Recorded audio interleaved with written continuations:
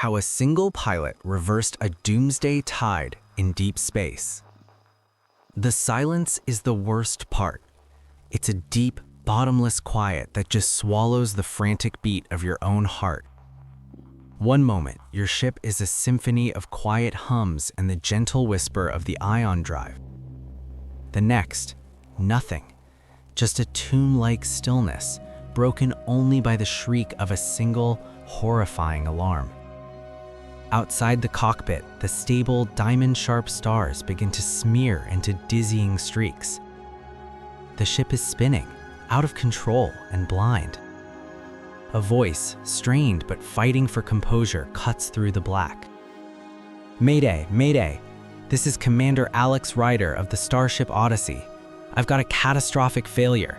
Main power cascade. Life support is on emergency backup. Navigation is gone. I'm blind, millions of miles from anywhere. Repeat, I am blind in the dark." It's the beginning of a nightmare no astronaut ever wants to face. Complete, terrifying isolation. A single person trapped in a fragile metal shell, tumbling through the infinite void, hundreds of millions of miles from home. For Commander Ryder, this mission was supposed to be a triumph, a bold journey to the outer solar system. His ship, the Odyssey, was the pinnacle of human ingenuity, powered by a revolutionary engine that promised to unlock the cosmos. But now, that vessel was his coffin, and the cosmos his graveyard. The ship's star tracker, its electronic eyes on the universe, had died. Without it, the Odyssey was a ghost. It couldn't point its antenna towards Earth. It couldn't fire its engine. It couldn't find its way home. Every second, it drifted further into the abyss, away from any hope of rescue. A doomsday tide was pulling it under. What followed was a desperate, lonely battle of one man against the infinite, a story of resourcefulness, terror, and a spark of genius in the crushing dark. But what if I told you that this story is true? Just not in the way you might think. There was no Commander Alex Ryder and no Starship Odyssey, but there was a crippled spacecraft, blind and spinning in the void. There was a mission on the brink of total failure, and there was a single collective mind, a pilot of a very different kind, that pulled off one of the most audacious rescues in the history of space exploration. This is the real story of how human ingenuity reached across an ocean of space to save a lost explorer, a robotic probe named Deep Space One. To get just how miraculous this rescue was, you first have to understand the sheer ambition of Deep Space One, or DS-1. Launched by NASA from Cape Canaveral on October 24, 1998, DS-1 wasn't some flagship billion-dollar mission. It was a daredevil, a test pilot for the agency's New Millennium program. Its whole purpose was to test a dozen brand new, high-risk technologies in the harshest environment imaginable. If it worked, it would change the future of space travel. If it failed, these radical new ideas might get shelved for decades. At its heart were 12 technologies that had never been trusted on a mission between planets before. The undisputed star of the show was the N-Star ion engine. Unlike a conventional rocket that gives you a powerful, brief push, an ion engine is the ultimate marathon runner. It uses electricity from huge solar arrays to ionize xenon gas, basically stripping electrons from xenon atoms to make them electrically charged.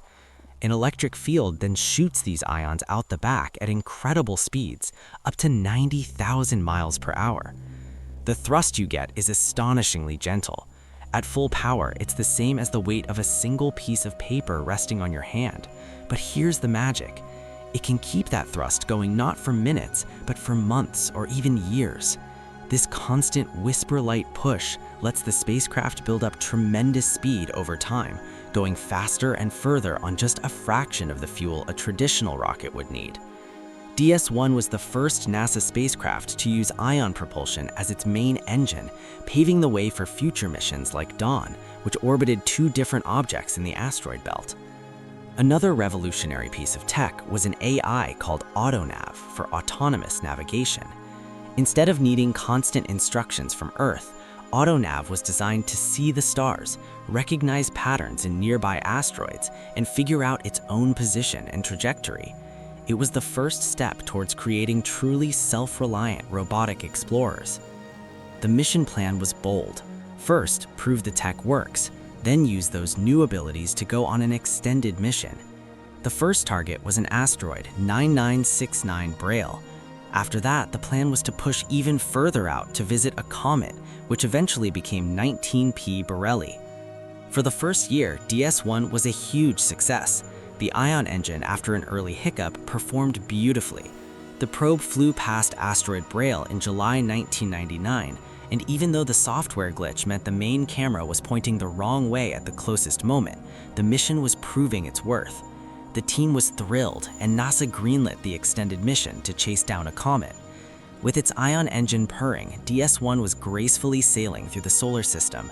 And then, on November 11, 1999, the universe threw a wrench in the works.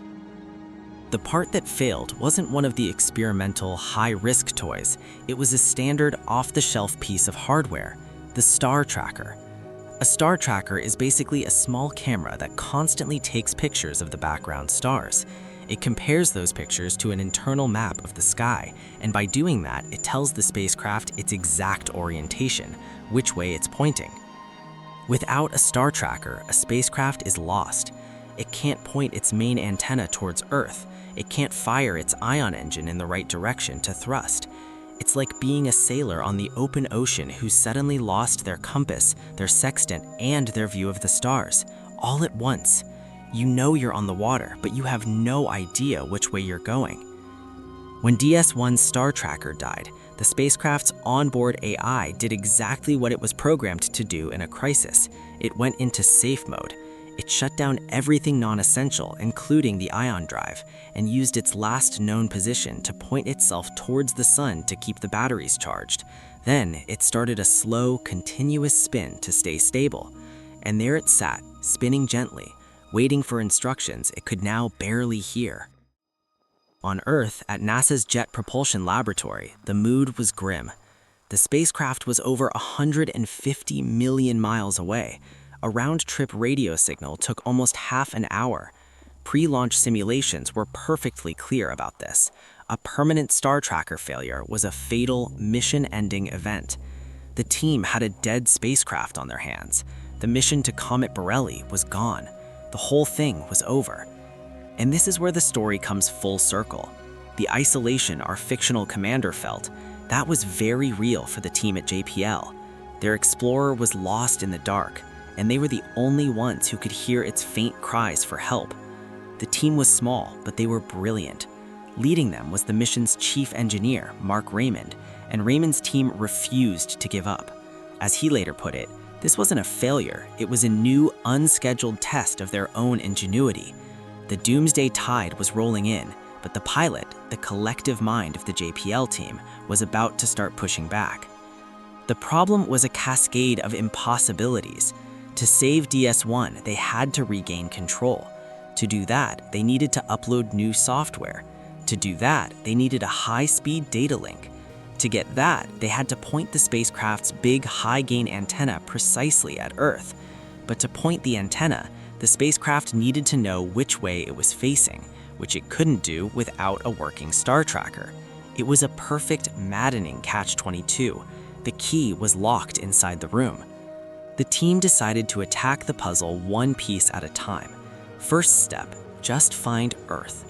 They had one tiny thread to pull on. As the spacecraft spun, its main antenna would occasionally sweep past Earth. When it did, the radio signal picked up by the giant dishes of the Deep Space Network here would get just a tiny bit stronger. It was a whisper in a hurricane, but it was something. Their plan was to use the strength of that signal as a compass. They started sending commands through the slow, low-gain antenna, telling the spacecraft to fire its tiny thrusters in short bursts. They'd command a small turn, then wait almost half an hour, listening. Did the signal get stronger or weaker? It was a brutally slow process of trial and error. Imagine trying to navigate a vast, dark room by shouting, listening for the faintest echo, taking one tiny step and then shouting again. Now imagine that room is 150 million miles across, and each step and shout takes 30 minutes. For weeks, through the end of 1999, they patiently nudged and listened. They commanded DS-1 to stop spinning, then began turning it in tiny 10-degree steps, charting the signal strength the whole way. They were mapping the darkness, feeling their way home. Then finally, in January 2000, they got their breakthrough. They successfully commanded DS-1 to turn until the radio signal peaked and managed to hold it there. For the first time in 2 months, the high-gain antenna was locked onto Earth. Communication was back. The first thing they did was run diagnostics on the star tracker, confirming it was dead. The news was sobering, but the success gave them a surge of hope. They had solved the first part of the puzzle. Now for the impossible part, teaching a blind spacecraft how to see again. The team's plan was to turn